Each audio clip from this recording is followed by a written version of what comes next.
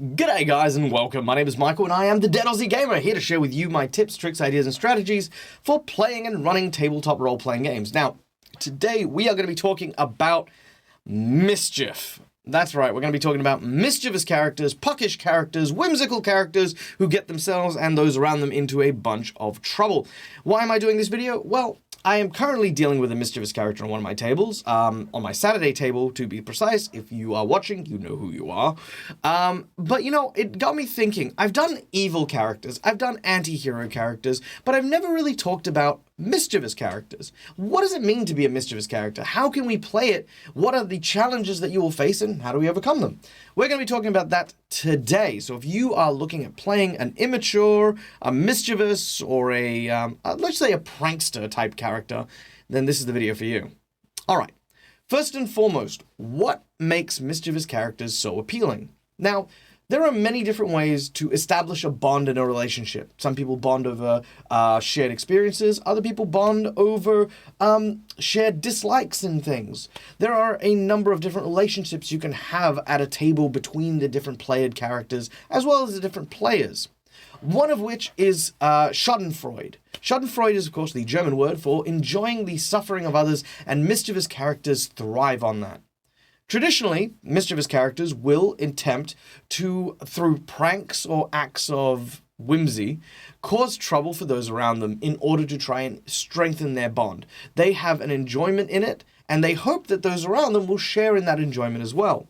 Australians, for example, are very, very well known for that, and we can be quite mean and quite mischievous to each other when it comes to social situations.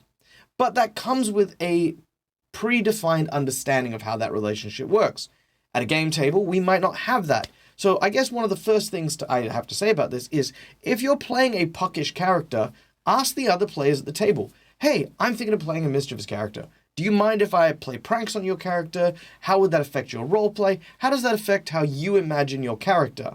If some guy imagines themselves as the lone wolf, the no-nonsense, reliable survivalist kind of character, and turns around to you and says, yeah, you know what, I don't really want my character to be pranked, mostly because I think that'll just make my character feel and look silly, then respect that.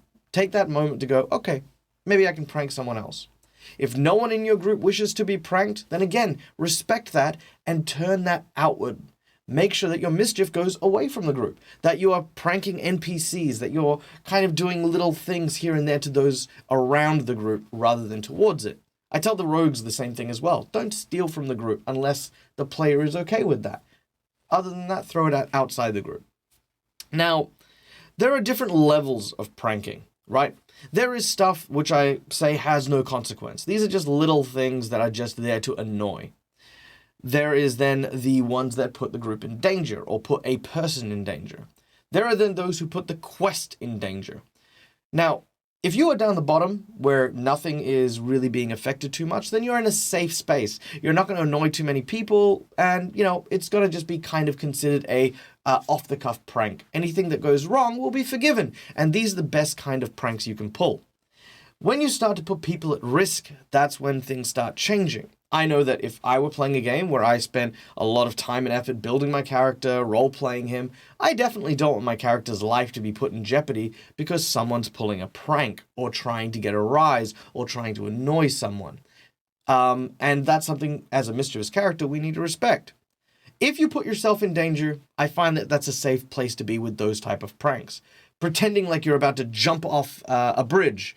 That's kind of, you know, like, oh, I'm going to jump. I'm going to do it. Oh, God, what a world I live in. You know, play it up, ham it up, and yeah, that's a lot of fun. That can be kind of fun. It's just like, oh, I swear you're going to be the death of me. You are just, oh, you person, you. Or, you know, the little white lie. You know, those, you know, the boy who cried wolf scenarios. That's kind of another thing, which again goes into trust, but we're going to talk about that in a minute. The third type is the type that jeopardizes the quest. For me, this is almost guaranteed as a no-no. Do not jeopardize your quest. Do not hinder or otherwise become an obstacle for your group completing their quest, their journey, their task. Because as soon as you do that, in my mind, you are no longer a PC. In my mind, you are now an NPC. You are in the domain of the GM Because the GM is the one who comes up with and creates the obstacles. If you're traveling with the group and you are an obstacle, I mean, how are you different from an NPC? How are you different from one of the enemies or the bad guy? In fact, why would the group travel with you in the first place if you are a threat to their completion of their quest? These are little things that make that last tier very, very dangerous. Sometimes, and I will say this, we can accidentally do that. You know, we could think like, oh, this is just going to be a minor thing. That key we found in that other room, I'm going to swallow it. Oh. Well, it turns out that was actually a major plot point. And now because it's digesting through you, unless they cut you open, they won't make the deadline, your quest will fail, so that's where we're at now. Oops, right? But that's not an intentional thing up here, that's kind of like down here, which went oops and went up here. So, you know, it happens. It happens. Now, once you've decided, you know, kind of what type of mischief you want to be pulling, and of course, you've kind of got the understanding of where everyone is in terms of it, the next thing you want to look at is timing. One thing I see that is so common with a lot of people who do play mischievous characters is the idea that they play characters who are mischievous all the time, right? Like every opportunity, they reflexively find something to wind something up. Or, and I know it happens, when you're bored or when you're disconnected or not interested, it's a way of re-engaging yourself. So you reinstigate, you try to create an encounter within the game. It's a dangerous place to live because if you are doing that, it means that, well, you might be just distracting other people from what they're interested in. It's in some cases very disrespectful to the GM, especially during exposition. If there is a major thing happening where the GM is telling a story or setting up a scene, yeah, that's kind of rude, you know? And I place this in the same category. I place monologues, right? Yes, there is the thing as monologuing in role-playing games. GMs, as their evil villain, have a moment to sort of describe the scene. In front of you, you see this immense troll with salivating jaws, that tusks pointing out with blood dripping from his hands. I shoot him in the head. I hadn't actually finished setting my scene, but thank you for the interruption. I hope that it was worth it, because we haven't rolled initiative yet, so you can't act. There's no surprise round because he sees you walking in. I, as the GM, am just describing the area, not talking about what this guy's doing. Anyway, I digress. That's private pet peeve. Listen, just enjoy. Timing your mischief is important. Don't interrupt. Don't find exposition. Find those moments where everyone is in a lull, or everyone is in a moment where there is some quiet. Downtime is perfect. Travel time is perfect. If you're in a tavern, all the exposition is done, you're about to leave the location, great, perfect time for it, because nothing else is happening that would otherwise interfere or be jeopardized by the mischief that's happening. Yeah, so timing is perfect. The next thing, I guess, is, and this is just a personal standard, be clever, right? That's it. Just be clever. Mischief is so much fun, and pranks can be really, really awesome if there's a little bit of effort put in. Come up with a couple of pranks between games, right? Don't just say my character is a prankster and then hit them with one big character trait and just leave them be. Play around a little. Make it so that, you know, the pranks are fun and entertaining, and they make people laugh. You know, this could be something silly like putting a fake snake behind the bartender before you leave the tavern. As you're walking out, you hear the sound of crashing glass and people screaming. You giggle to yourself as you walk away. What is that really going to affect? It's not going to affect anything, really.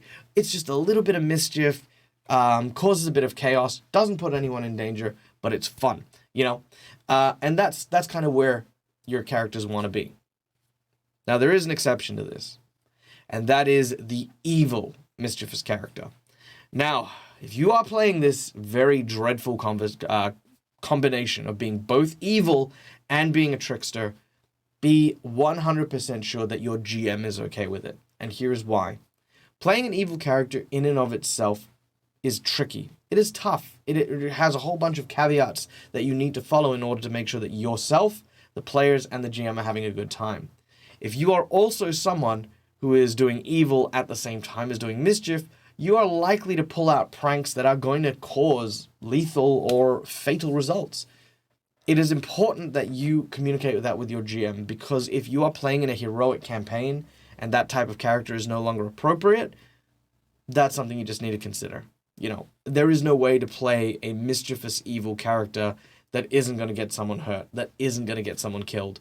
It's just the nature of the beast and how it works. So there's that. Yeah.